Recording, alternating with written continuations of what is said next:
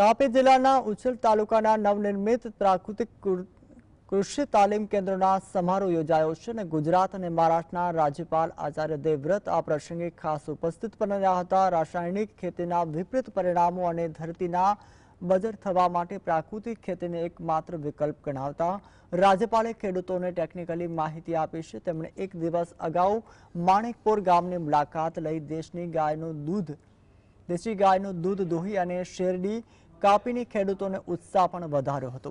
સરકાર પણ પ્રાકૃતિક ખેતીને ગંભીરતાથી લઈ રહી છે અને ખેડૂતો તેના તરફ વળે તે માટે પ્રયત્નો પણ કરી રહી છે।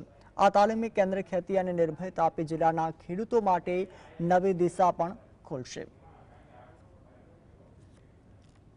3 गांव के क्लस्टर बनाए गए हैं ताकि किसान प्राकृतिक खेती की ओर मुड़े, उनका खर्चा कम हो, धरती की फर्टिलिटी बढ़े और किसानों की भी आय बढ़े।